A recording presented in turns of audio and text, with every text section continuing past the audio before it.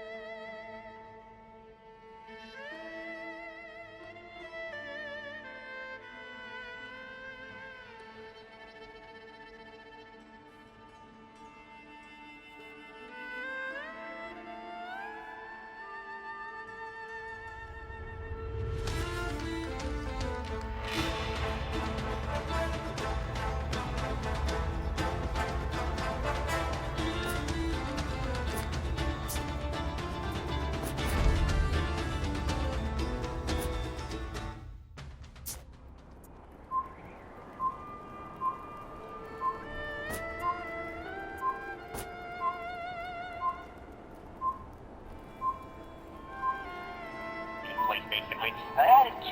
I wanted a little bit more power originally, so I added the 2, but this actually wasn't necessary at all, and I needed space in the back for another mechanism I'll show later. So for now, the engine is spinning up, and still works fine, and I got the space in the back to use for later. Now, when I hook up the engine to the back wheel, you see the same problem from before. It just doesn't have the power to move it while it's not spun up at all. So I moved the entire train over to the left side, and deleted the 4-bar linkage, and here I have a simple demo going. I just want to find out a mechanism to be able to couple the engine to the wheel after a certain amount of time, so it will spin up first.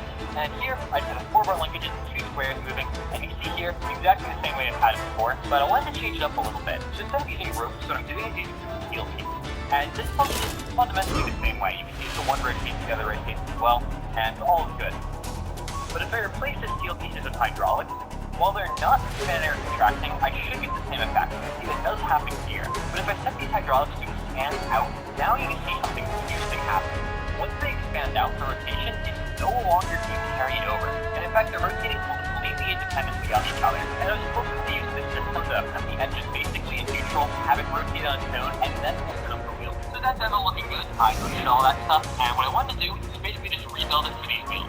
So here I have the same idea, except I have 4 hydraulics instead of 2 hydraulics for each chain, and it actually initially seemed to be working really well. Once they expand, you can see the engine moving, but it kind of stopped and then moved in the other direction, and it stops a lot. And I think the problem here is that the hydraulics, while they're fully expanded out, they kind of just mechanically lock into each other since there's only 4 cycles, which makes them really tug on the engine, and it just completely stops it. So to fix that problem, I put in more hydraulics. You can see now I have about 6 on each chain. You see the engine's actually getting up to a decent speed, but when the hydraulics expand, they really tug on the engine and the wheel at the same time, and that shock immediately causes the engine to just stop. So unfortunately, this design just isn't quite going to work, but I thought I had something similar that might do the trick. So for that, I have my 4-bar linkages back in place here, the 2 rotating squares.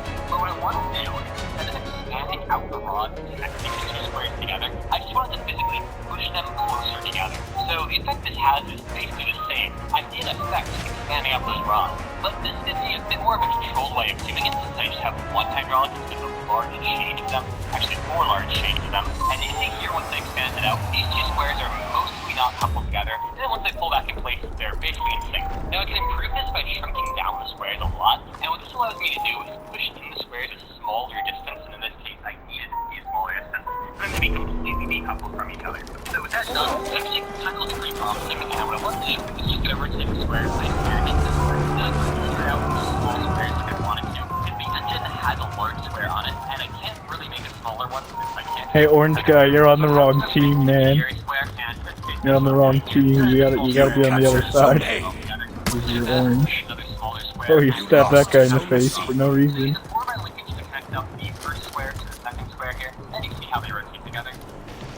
And now I'm just going to hydraulic and I'm just going to push this out, and you can see here, the rotation from the one square isn't being carried over to the other one. It kind of freaks out sometimes because I'm actually not pushing it getting far enough, but it's good enough for now. I can test it later. So I connect this up to the wheel, and you can see here, the engine starts rotating, and it's completely decoupled, and only once I pull it in, the wheel starts rotating as well, and it doesn't completely stop.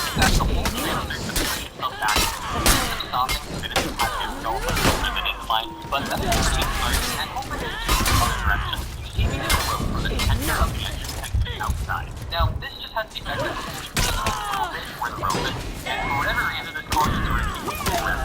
This is the most effective way I've ever found to reverse the direction. You captured Zone C. In fact, it's going to be the basis. I'm going to make the engine go in the opposite direction unless I have it to a return trip, but for now, you can see it's working out fine, and this actually gets the train all the way over to the other side, and it's looking pretty good. So now with the train working, I need some cars to put behind it. So that's what I'm working on now. So the first thing I do is just copy over a wheel. I put one up in the front, and I connect it up to the train, and I also put one to the back as well. Now the spacing of these wheels, I was kind of guessing, and I ended up putting them at a convenient distance.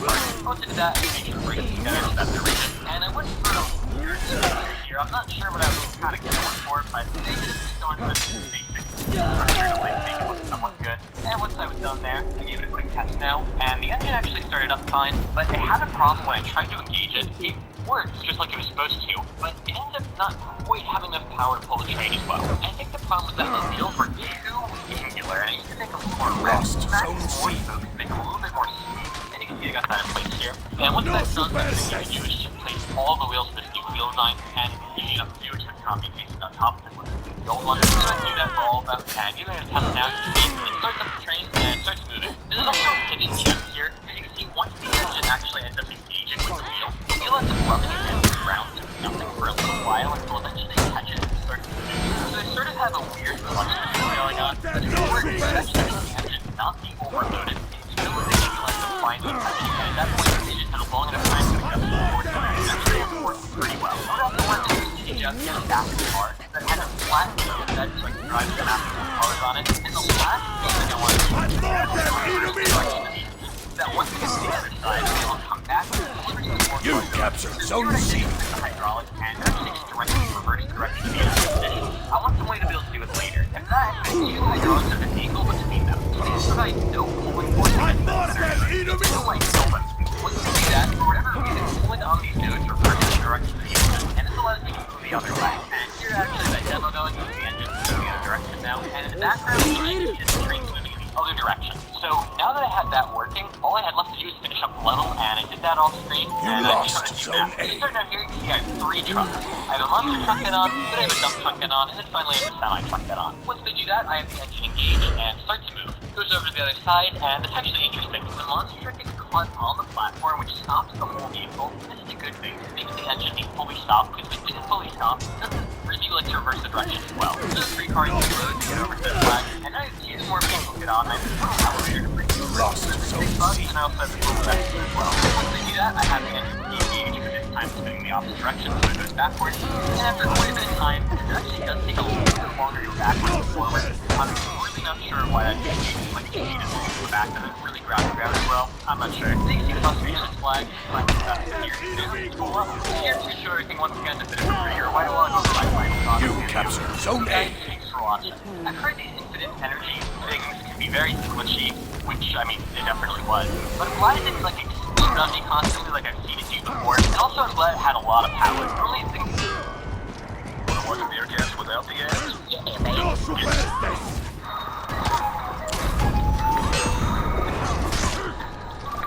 No superstar.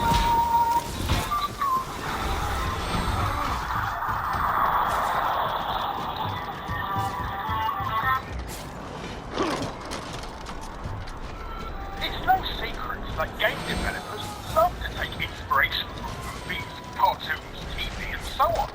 In fact, it'd be pretty hard to think what games would look like if they didn't, honestly. And we all still make variations of all.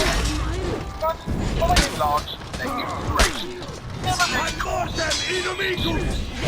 However, some celebrities out there have thought differently, and they've tried to sue game companies, claiming that they rip off their ideas. Oh my god. They're right. It has been said that usually this doesn't come down to either it's called reality of the public. You captured Zone C. So we take a look at these litigious types, these literal big names, and these disputatious dials. As I say, but hello, you. I'm Guru Larry, and I welcome you to the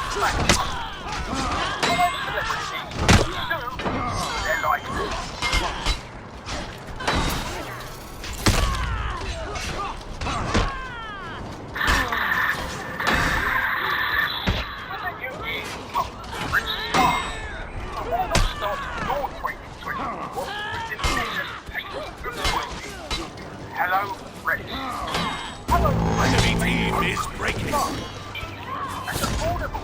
Delivering you mouth-watering seasonal recipes with pre-measured ingredients and comfort of your own home. Hello, Fresh. Save time rummaging through supermarket choices. Give me lots more time to make The enemy rally. you know the people. Hello, Fresh can help with 50 weekly menus and market items to choose from. So you can think less about what's for dinner and more about cheating your goals. As with prices over 30% less than grocery stores, you'll be saving both time and money. Use my code or go to hellofresh.com. Use the code DOG for up to 63 minutes. Free supplies gifts across 6 HelloFresh boxes. Products, free shipping, gift Lost free Zone C. appetizers, free desserts, and free Lost Zone A. So, if you feel like giving your taste buds a small ride this new year, check out HelloFresh today.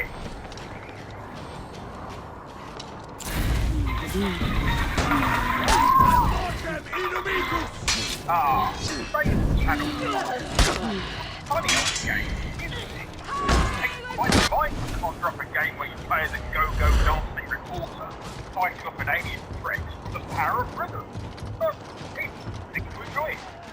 It's also very colourful and psychedelic and carefree. Enough for it to be a success. Enough for a Oh. king of pop and big Oh. plays. For a quick story in development. There was, however, another less famous pop song. Oh. Why so happy about watching very clues into the game? So unhappy, in fact, that she got launched in Sega's general direction. The star in question was Kieran Magenta Code. You captured Zone A. Help him. Get out of there. Get out of there, Peacekeep. Go for the healing zone. Enemy team is breaking. Space Channel 5's main character, Lama, was completely written for the style, and the character's name was even Space Nerd singing, Ooh la la la. Yes, really. The funny thing was, Kia had actually been contacted by an ad agency in 2000 on behalf of Sega, hoping to enlist her to promote the UK release of the game. She declined, but weirdly, it then took her 3 years to take Sega to court. The length of time that it took for your kid to launch was one of Sega's arguments against her, as well as President Space Channel 5 was a Japanese game. Another of the folks behind it, and despite its fluid clue who she even was. The character was more influenced by anime than had actually originally intended to be male. Eventually, court-sided found that one of the worst similarities between Ulala and Victory. more than enough transformation had occurred to make the reporters that set Root's creation. That's when Kier had to pay Sega